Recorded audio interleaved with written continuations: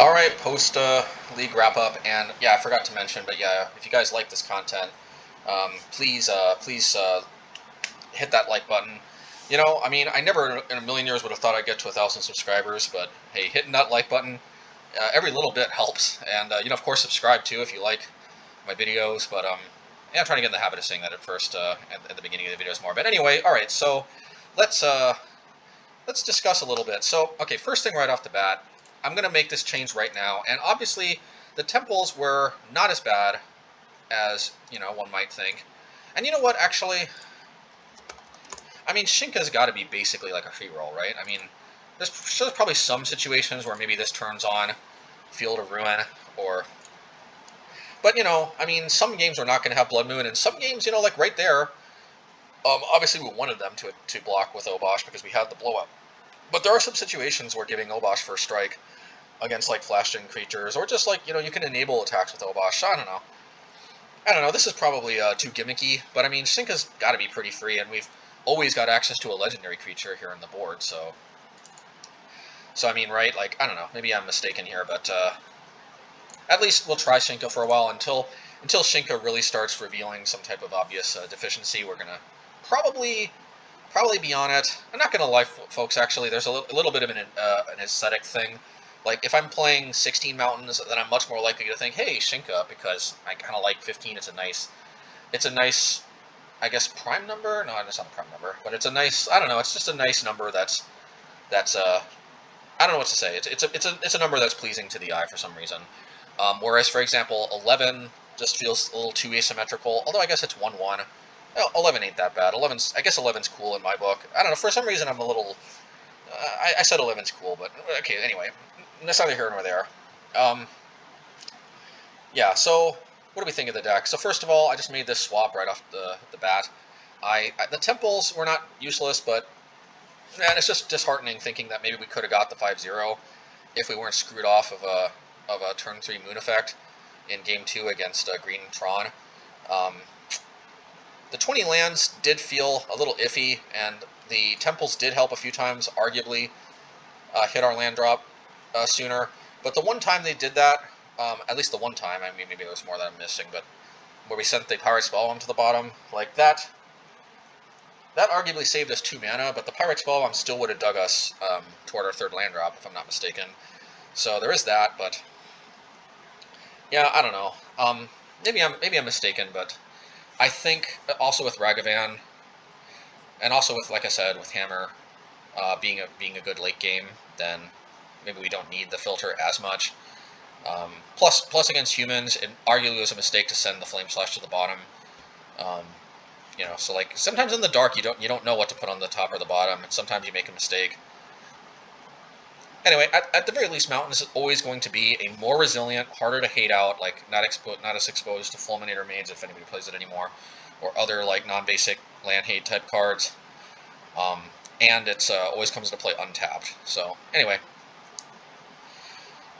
Radiant Fountains, we didn't run into any burn, so these arguably weren't necessary into the games. But as you saw, they also didn't really mana screw us too. I mean, and this is surprising to me, as probably it is to you folks, but Radiant Fountain is surprisingly supportable as a 4-of. It just doesn't really mana screw me all that often.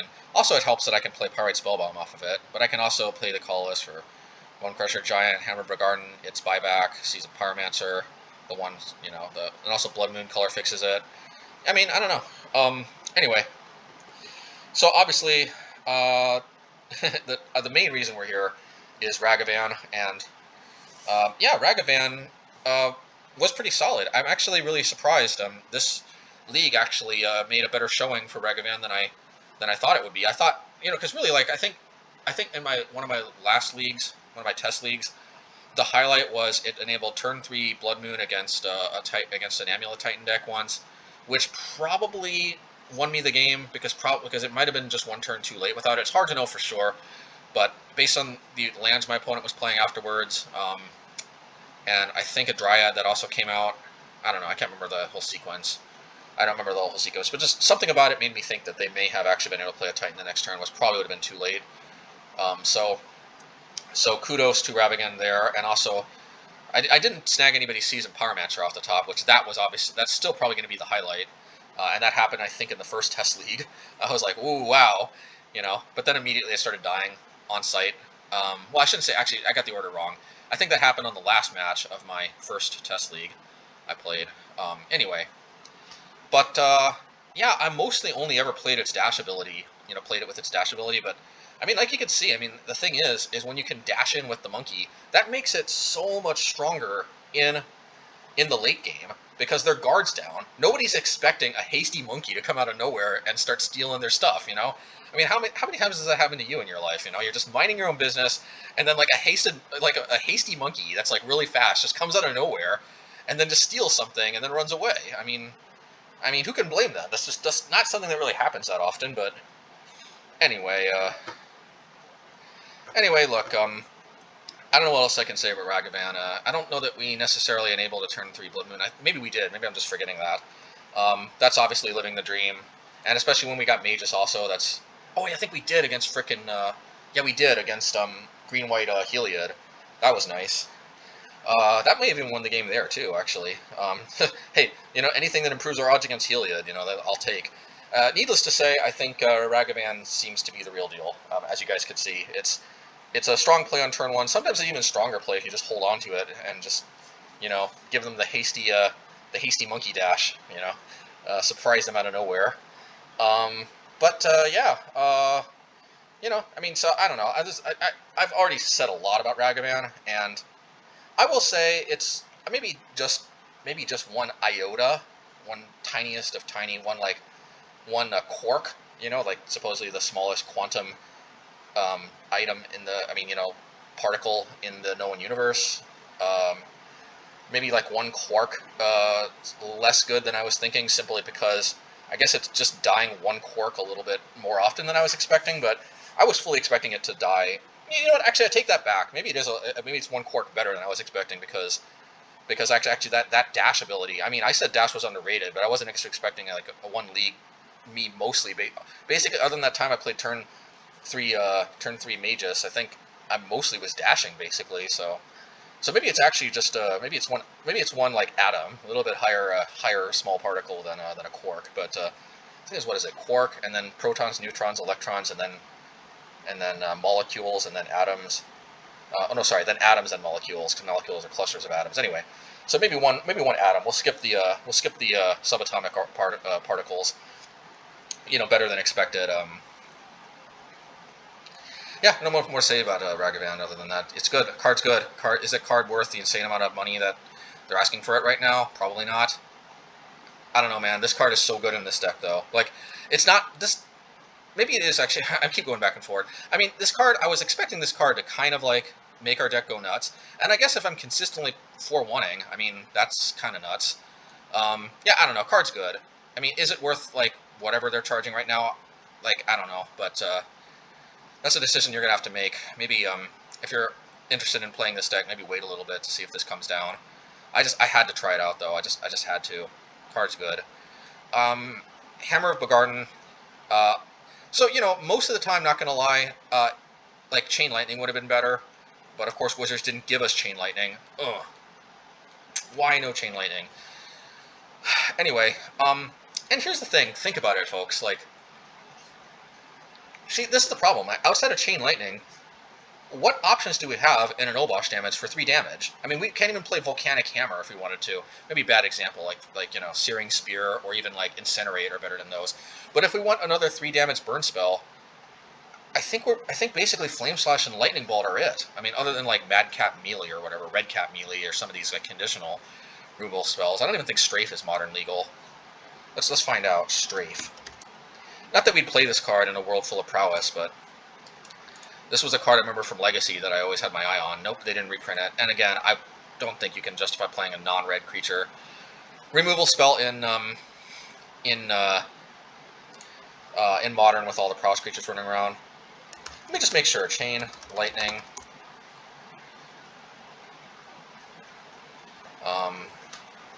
So let me put this in the deck and see if it gives me the... yep, it says this card is not in your collection, and this card is not legal in the Dex format. Why, Wizards? Why is this card not legal in the Dex format? Why? Anyway, in case anybody's wondering, this is Chain Lightning. 3 damage, any target. and then the player may pay 2. If they do, they may copy the target. This can be a liability sometimes if they've got 2 extra red mana floating around and you got like a creature that they can burn. Sometimes they can burn your face. This actually can be a serious liability against burn because they arguably always have a viable target, your face, whereas I guess a lot of other decks, especially if you play this without a creature on board. Anyway, I mean, the thing is, in actual burn, this card almost has no downside other than being a sorcery, because as long as you lead on this, and you usually will since it's a sorcery in classic burn, then essentially if they copy it, good, because then you just get another free ball to their face. So copying is usually a bad deal for the opponent. And a lot of decks won't necessarily have red or even double red. So obviously they will, and if you're playing Blood Moon. I don't know, maybe I'm overrating Chain Lightning. It is entirely possible if I get my wish, maybe the bigger maybe Wizards did me good by not crushing my hopes and reprinting Chain Lightning, and it turning out, the downside turning out to be very real in a world with lots of red mana, because Lightning Bolt is still such a solid card anyway. I don't know, like, it's entirely possible maybe I'm overrating Chain Lightning, because Chain Lightning was a house in Burn, so maybe just my memory of it being such a house comes from my Legacy Burn memory. It's entirely, and I do like the way, though, it's 1 mana for 3 damage. Anyway, my point is, think about Hammer Bogardan. I mean, like, remember, we can't play 2-drops. I mean, other than Bonecrusher Giant, which kind of like is a technicality and works around it because its Stomp is kind of like an ability of sorts. I mean, even though it turns it into a spell, it doesn't count as a 2-mana spell. It only counts as a 3-mana spell because it counts the Giant part in all zones that aren't that aren't the stack. So, I mean, unless I'm missing some type of other Bonecrusher Giant type effect, which, I mean, please let me know, because it sounds kind of like a card that's mostly better than Bonecrusher Giant if it does 3 damage.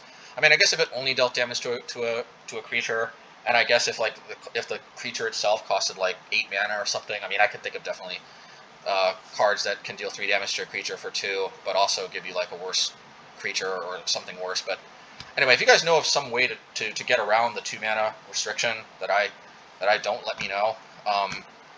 But as far as I know, as far as I'm aware, if you want another damage spell that does 3 damage, you really don't have any options, I don't think, other than, and this is honestly one of the reasons why I even played Flame Slash in the first place in the main, because I just wanted more cards that dealt 3 or more damage, and I think this is basically it. I think it's basically Lightning Bolt and Flame Slash. And the thing is, we see how many 3 toughness creatures there are running around, especially in humans, which I wasn't necessarily expecting to see, but also it's a perennial deck that they're trying Sanctum Prelate, and rightfully so. And that's another thing, man, Sanctum Prelate, even if we were getting our wish and playing Chain Lightning, I mean, would we... Man, if we played Chain Lightning, we probably would also need to play Valakut Awakening, just because we do need to have a little more of a late-game plan to compensate for not being able to recur Hammer. But anyway, even though Hammer did not, in the majority of games, in the majority of situations, end up getting bought back, it obviously just ran away with the game against humans. And also, again, I mean, it's just another 3 damage spell. And we're basically, if we're continuing to play an Obosh build, we're basically priced into our next 3 damage spell being a 3-mana card. I mean, I guess we could play Riftbolt, which gets around the restriction, but like Riftbolt is just, I mean, that delay is real, let me tell you. Like, not like having to wait a whole turn to deal with whatever, giving them a whole turn to play Teferi, or just some way to somehow deal with that Riftbolt. I could see ourselves like playing Riftbolt and then hard casting it for 3 a lot. I don't know. I don't think, I have to be honest, I did think of Riftbolt, and I did think of trying it. I don't know. I like Hammer. I mean, it is possible Riftbolt's better, because you can suspend it, and you can still play it for 3, like you can with Hammer of Guards. But see what I'm saying, though? Like, is Riftbolt really all that better against Hammer? Because that delay is definitely something you don't want in this type of deck.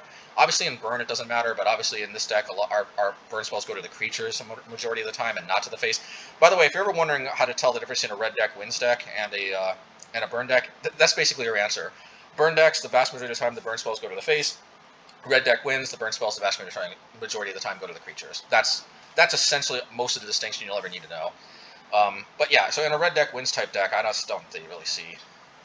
And yes, I changed the name in my deck toolbox to Mono Red Obosh Prowess. I'll change it to Giganta Prowess or whatever the deck is, as it may be. I don't know, maybe I should just call it Red Deck Wins, because that's really what it is. I mean, it's Obosh Prowess, but I mean, like, so sort of like the genus of sorts is like red deck wins, but like the specific species in the genus, or I forget how I forget how my you know, my knowledge of like the animal kingdom is not the best, but whatever. Yeah. Anyway, so like Obosh is the particular variant of red deck wins that this is. So anyway, Hammer's better than it looks, folks. You know, it's the buyback doesn't always come up. Sometimes it's just it is your late game and you just run away with the game with it, like against humans. Sometimes it's just 3 mana for 3 damage, but like I said, outside of Riftbolt, I think this is basically what we have, folks. If we're playing Obosh, I mean, sure, if we're playing Companionless, we have way more options for 3 damage. And by the way, one card that I was wanting to try in like a Companionless or a Giganta version is a Fire Prophecy. This card looks super sweet. Is it sweet enough to lose Obosh? I don't know about that. But this card is super sweet, but unfortunately we don't have access to it in Hammer. I like it because it's another 3 damage creature removal spell, but it also filters. Oh, another thing though, it doesn't hit the face though. And that's another thing too, we haven't seen that come up this much, but it could have came up against humans. But yeah, Ensnaring Bridge also, Hammer Bogardan basically unlocks Ensnaring Bridge too, which is really nice. That's a hidden benefit of Hammer Bogardan. If you play Hammer Bogardan, you unlock the ability to play Ensnaring Bridge. I mean, sure, you can play Ensnaring Bridge without Hammer, but I'm telling you folks, at least in this particular build with mostly dinky burn spells like Stomp and Pyrite Spellbomb, or even Firebolt, I mean, sure, that's a little more burn spells, but you're kind of relying on Obosh sticking, which, if Obosh is sticking, you're probably winning the game even outside of Ensnaring Bridge, so I don't know about that. But yeah, basically, like I'm telling you, this deck is just not going to reliably burn them out really quickly after an Ensnaring Bridge, certainly if they're basically at 20 life, which is not unheard of. So, anyway, long story short, Hammer Bogardan, as you folks could see, this is way better than it looks. And again, shout out to Dylan Cruz. Thanks for reminding me of this card. This also unlocked the ability for me to experiment again with non-lesson cards, because actually I was really freaking liking Igneous Inspiration. I really actually did. And I think one of the reasons why was just that I wanted more 3 damage burn spells to the face of creatures, and there just really isn't any at the 1-drop slot other than Lightning Bolt and Flame Slash. And Flame Slash doesn't even go to the face. So, like, I think that's one of the main things about Igneous Inspiration, is I just liked having another 3 damage burn spell. Not gonna lie, if I could play like a separate sideboard, which by the way, actually, Wizards, this is not necessarily a bad idea. Maybe allow people to have a separate lesson sideboard. Like, so like have the sideboard for like your main game plan, but then maybe allow somebody to have like maybe you wouldn't let them go too nuts, but maybe like I want to say 8-card lesson sideboard. It's probably too many. I mean, that's kind of like maybe a 5-card lesson sideboard. Seems a little too few. I don't know. Could be 6. I don't know. Whatever. I mean, you guys are the playtesters, not me. So, but I'm just, that's my biggest problem though with the lesson cards, man. It is possible that Igneous Inspiration is still better, because also just being able to loot with the effect too. Man, I was just beginning to kind of unlock all the little intricacies that the card offered. I mean, you can loot, you can also mastering which lesson to grab at different times was pretty nice and pretty powerful. Some skill required in fetching the right thing, but like just, you know, it could boost your mana. Anyway, this isn't about Igneous Inspiration. My point is I probably wouldn't have even thought to play Hammer Bogardan. I mean, I probably would have just dismissed a Hammer Bogardan suggestion out of hand if I didn't already know that I was liking another 3 mana 3 damage burn spell so much. And Dylan Cruz, you know, shout out. I mean, he said, yeah, hey, here's another 3 mana for 3 damage burn spell, and this is also kind of card advantage. I mean, hey, what do you think about this? And I'm just like, man, I just think that Igneous Inspiration, you know, compares favorably, which I do think so, but maybe not as much as I was thinking. Also because at the time, I wasn't thinking about Ensnaring Bridge getting unlocked. I think one of the reasons I thought of Ensnaring Bridge was actually somebody playing a Karn Ponza Karn. You know, they played their Karn and they played an Ensnaring Bridge when I had like a bunch of creatures on board, and I believe I randomly I drew one of my hammers, and I guess they didn't have a what is that card called, Clothis, which Clothis is definitely the nemesis of Hammer of Bogardan, but yeah, I don't think they had a Clothis, so I think I ended up just burning them out with Hammer of Bogardan, if I remember correctly, and I'm just like, huh,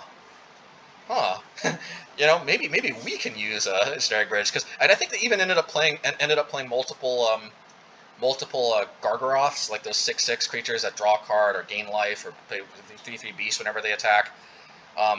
Yeah, I think they played multiple Gargaroths, and I was just thinking, like, man, actually, this Ensnaring Bridge is actually doing more work for us. And I ended up killing them with Hammer Bogardan. So anyway, yeah. Anyway, so excuse me. Yeah, Hammer Bogardan. I mean, surprising card. Shout out to Dylan Cruz. I probably wouldn't have thought to play it otherwise. I definitely knew it had potential because I already knew another 3-mana 3 damage burn spell had a potential, probably for a lot of the reasons I was already outlining. Yeah, and then once I found out that it unlocked Ensnaring Bridge as a sideboard card that I could play, I think it all started falling into place. And I don't know, folks. Hammer Bogardan might become a mainstay. I mean, geez, like. Anyway, you all got to see kind of the journey and how like I build these decks. So hopefully it doesn't. Hopefully I don't seem like as much of just like a complete crazy person just raving in the wilderness. I mean, I still probably seem like that to some extent, but like when you test the decks and you kind of like make observations. Oh, and also like when you have feedback from other people who like to try creative other cards. Too. I mean, sometimes you end up getting taken to interesting places that you never expected to go. So anyway, I don't know what else to say. Just Magus of the Moon definitely turned out to be even better than I was giving credit. Obviously, it was good enough that I thought I should be playing it, but we didn't run into Amulet Titan once, and it ended up winning us the game against Heliod and Blue White Control, but not. Who was the last match again? I don't know why I'm forgetting. Oh, Humans. Oh yeah, and it was better than Blood Moon against Humans. So not sure what else I can really say. Deck seems sweet. Like this video and comment and subscribe if you like the content. Click the bell icon for notifications. All that good jazz. Ragavan. Maybe it needs to be called Mono Red Ragavan Obosh Prowess. I don't know. I mean, honestly, I think this is kind of obvious in the deck, so there may be very few Obosh Prowess decks that use this other than for budget reasons. I mean, that don't use this other than for budget reasons, which, by the way, I totally understand. Some other quick advice before I go. To all those budget players out there, I was one of you. I was one of you for a long, long time. Actually, maybe this is a talk for another day. But man, I experienced a lot of disappointments in my life. Let me tell you. And actually, I was a budget player for honestly longer than I expected and longer than I wanted. And let me tell you, I've been there. Do not let budget constraints concern you. Look really hard, really long, both at other ways you can build your deck, because sometimes you can build your deck in a different way that might even be better and doesn't rely on the expensive card to function at that particular build's maximum efficiency. But also another thing I am totally in favor of, and do not let anybody persuade you otherwise, if you do want to play a particular archetype but you just can't play a particular card because it's too expensive, by all means, don't let anybody dissuade you. Try other options. Here's another possible option than Ragavan. Actually, somebody else suggested it. I think it was Playmatch Showdown on Twitter. I can't remember. So sorry if that's not the right person, but shout out if it is. It was actually I forget the name of it, but it was that Dragon Lord. Let's see, Dragon Lord or Dragon. I think this will pump to the top because Dragon Raids channel. I should probably buy some copies just in case.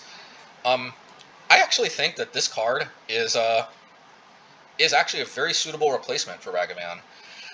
I mean, I think Ragavan's better because, if nothing else, enabling turn 3 Blood Moons sometimes is just the nuts. And obviously Dash is pretty good too. But one of the only reasons Dash is good is because you get that treasure token and the ability to steal something. If it wasn't for that, the Dash would be good, but it wouldn't be that great. But obviously if this thing had Dash, it'd still be good too, because sometimes you can Dash with a 3/3 Delirium, but unfortunately this doesn't have Dash. But I'm telling you folks, I think Ragavan's better, but I think this is way closer than people are giving credit for. So shout out to whoever, recommended this. I don't see myself playing this. I admittedly have not tested it, but I think this card actually is really nuts, and I think this is better than Bomat Courier. I think this is better than Fanatical Firebrand. I tried that, and Mog Fanatic. Actually, your good 1-drops. Oh, and probably better than Blister Coil Weird too. Yeah, your good 1-drops after Soulscar and Swiftspear kind of really drop off, but not anymore. This card is the real deal. Yeah, so if anybody's interested in playing this deck but just can't afford Ragavan, let me tell you, I think this card immediately leapfrogged like every other basic red card out there, red 1-drop creature. This, as we saw when this was played against us, this card is nuts. Actually, this card's amazing. I just think it's kind of unfortunate. I don't think this is better than Prowess creatures. Honestly, I could try it instead of Swiftspear. I mean, the more mid-rangey I want to be, man, though, I couldn't even call this Prowess if I'm just playing Soulscar Mage. Or maybe I replace Soulscar Mage with this. I don't know. I could try that one of these days. I don't see this replacing Ragavan, but man, the fact that we have 16 a really amazing 1-drop red creatures, which that's another idea too, is just try to play more red 1-drops. I mean, in an alternate universe where I don't feel the need for pro-red hate as much, I could just, cycling was good too, but I could see myself replacing Pyrite Spellbomb. Anyway, all that I'm saying, or maybe Hammer. Yeah, but we really like that 3 damage, though, in a lot of those games. And against humans, like, we just don't need, like... Against humans, we don't need 24 creatures. We just need we just need a lot of burn spells, and granted, Bonecrusher is both, but we don't even necessarily need we don't need 20 not creature spells that don't double as burn spells. Although against humans, it is worth noting this Surveil 1 is really good because it can push other creatures to the bottom and hopefully find more burn spells. My point is, I may want to test this at some point because this card's nuts. This card is, I think, way closer in power level to Ragavan than some people might assume. So I'm telling you, folks, play this if you can't afford Ragavan. If you don't want to, like, don't necessarily get discouraged. I mean, you can try to build like Giganta Prowess or something else to, but this deck still might be like still might be the best version, and like you're not going to lose as much percentage points as you think, and sometimes this will be better than Ragavan. Anyway, one of the reasons why I think budget Magic is perfectly acceptable, and I fully endorse, and I might even try some like budget. I might even try some budget builds and other things. My heart goes out to the budget players. I want to give them a lot of love. You guys are the heart and soul of Magic. Let me tell you, it's easy to be into Magic when you can essentially afford almost any card, and I don't know that I'm vintage level, or even frickin' Legacy, man. Like, I should have bought my dual lands back when they were cheaper. I don't know, that I'm not really that interested in Legacy, to be honest, either. It seems like Wizards doesn't really care and is kind of letting the format just kind of wither away. I could be mistaken. It's been ages since I played Legacy, but yeah, I don't know that I can necessarily afford Legacy or Vintage, but like Modern is not necessarily a problem for the most part. I don't think, unless I'm missing something, but. But like my heart goes out to the budget players because there's just a lot. Yeah, Magic is a stressful game, and also having to deal with managing, budgeting properly, managing finances, and playing the game at the same time. My heart goes out to you players. It's again, Magic is stressful enough without that it's I've been there. It's definitely the struggle is real, but you guys keep the game alive. The game can't survive with just players that can mostly afford basically whatever they want to play. Like, so. Anyway, I guess that's my spiel, and until next time, everybody, peace and love and all of that good stuff, and yeah, take care.